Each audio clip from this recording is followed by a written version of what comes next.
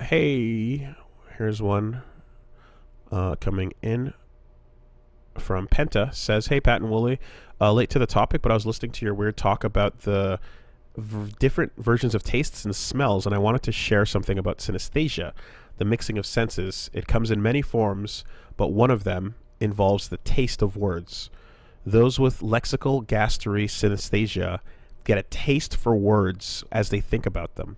This can include names like Tony tasting like macaroni, or the word I sounding like or tasting like bacon. There's been a fair amount of research done into the topic. To summarize a few points, words generally provoke tastes, but not the other way around. However, there was a case where a subject had bidirectional taste, where eating celery produced the word Valerie. The flavor of words tends to be complex. Such as gravy and potatoes, rather than simple concepts like sweet or bitter. Combined words like bookend have individual flavors of a book and end at the same time, and some words produce feelings more than taste, such as a feeling of swallowing buttons.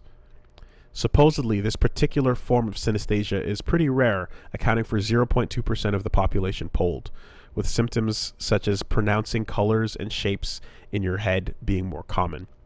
Sounds producing colors and shapes in your head being more common. Yeah, synesthesia, as we know it, is based on numbers having colors and the sound and them all sounds blending them together exactly. So I'm not sure if this is a blessing or a curse, but I'll stick with my normal brain. Thank you, and keep it up. That's the craziest shit I ever heard. Wild. That seems like it would be horribly debilitating for some forms of communication. Also, in which you meet a girl and she's hot and you're like, "What's your name?" And she's like, "I'm Jenny," and you're like, "Oh, your name tastes like shit." Not to mention that good luck making the fucking res version of that. Like what are you gonna fucking? How you gonna convey this? I gotta get VR res. Tastes? Yeah, you do. Instantly. Top of the list. That's no good. That's bad. You don't have control over that. But you know what's cool?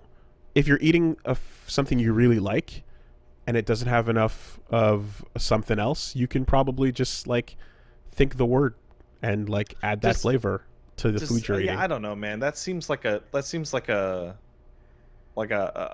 minefield of possible danger. Because you're eating your soup, and it needs more salt. Yeah. And you're like, "Can you pass me the Hitler?" And they're like, "No." No, they just have to yell Hitler at you, and then as long as they keep yelling it, then your soup gets more salty and tastes good. But they said it's more hit me with some more of that Hitler. Hitler, and that's about right. There you go, perfect.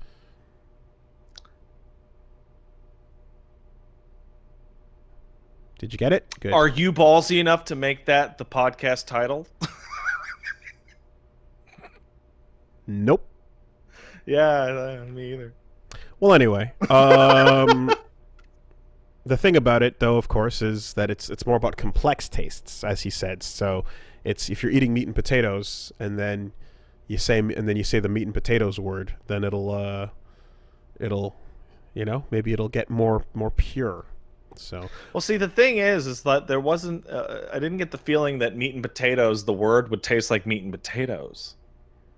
Meat and potatoes, the word, could taste like styrofoam. Which I guess would. This soup needs a pinch of Hitler. That's how you fucking create a structure around there. Yeah, that's what it is. It's yeah. Okay. So.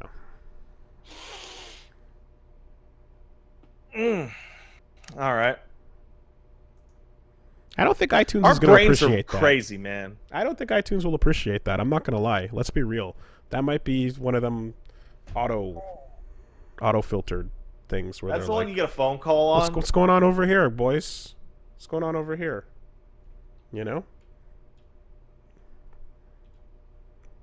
Let's be real.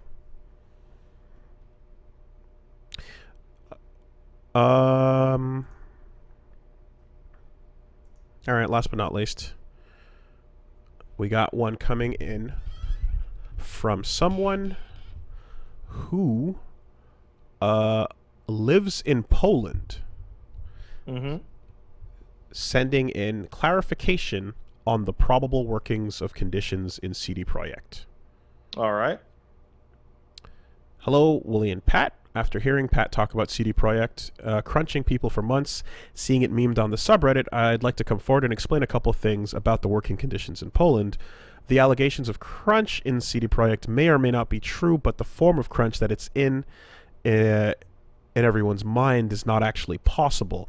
Disclosure, I'm not a lawyer, but most of those rules are commonly known to folks who have a job. All the information below here is taken from the gov.pl website, and I've translated it to the best of my abilities. It's a very elaborate breakdown, but essentially the basics here are signing a work contract creates a relationship of an employer and employee, and that relationship is regulated under the Work Law Codex, and it details the responsibilities of each side. The letter of the law is pretty strict, and offenses against the Codex lead to slam dunk cases in courts. Not to mention, since they're crimes against society, the government offices can investigate and take both employers and employees to court over any offenses to the Work Law Codex. When it comes to time, work, and organization, it has a list of things, and this kind of goes on for a bit. So again, it just kind of tells you about how there's multiple ways to organize shifts. Regular shifts are limited to 8 hours per day. Work time is calculated based on periods between paydays. Maximum 40 hours a week. Total work time in a month cannot exceed the work time norm. Must be at least 11-hour breaks between any two shifts, called a daily rest. And there must be 1/35th break between shifts once a week, called a weekly rest.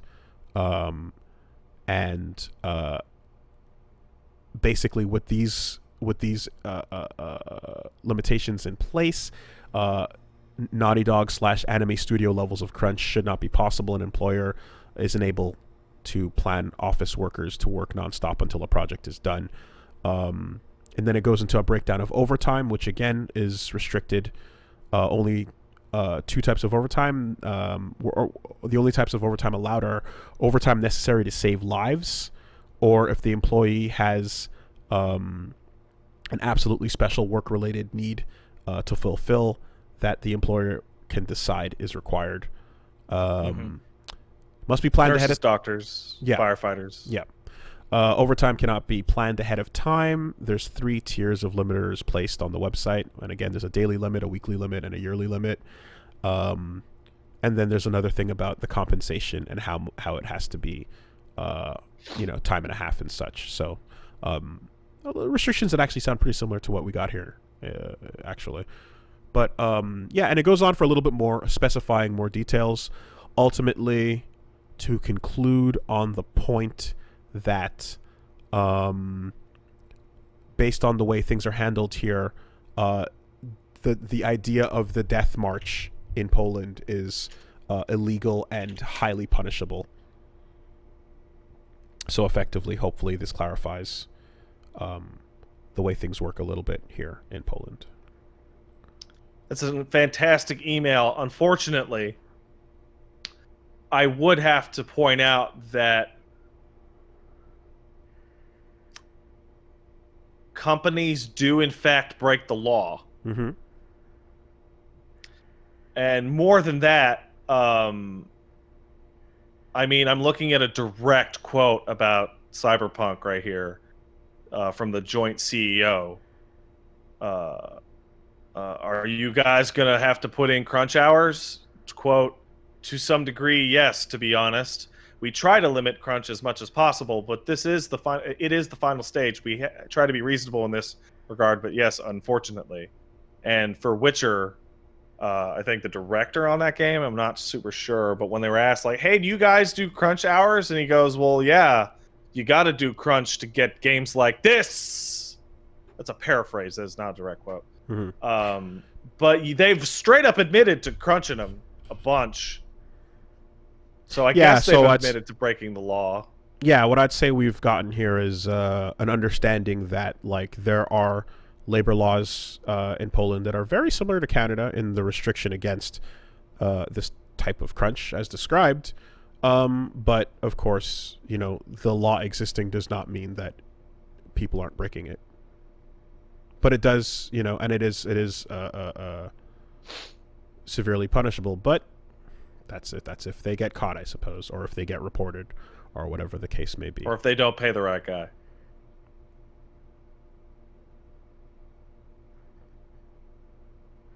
Good to know those are the rules, though. Yeah, it's cool. And labor laws are good. You should have good ones. So, if anything, what that does is it means it's harder to go like, oh well, you know, Poland, right? It's like, well, no, they're on top of that shit, or at least at the very least on paper they are. But that doesn't de facto change whether or not it's occurring. Listen, I barely know anything about Poland other than it's far away and they have funny accents. .pl. Okay, I know that now.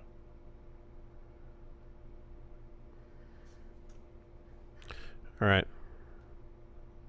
Oh God, no! What are you doing, OBS? Stop it! I didn't click anything. It's trying to exit. Maybe that's a good sign. I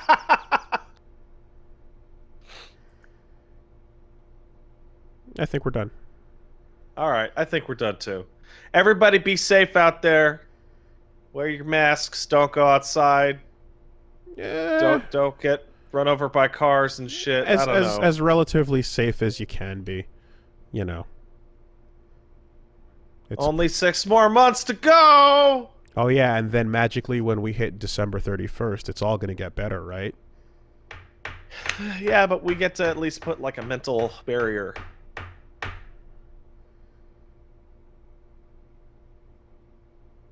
It's over, man. It's done. This is it now. This is it now? It's fucking done.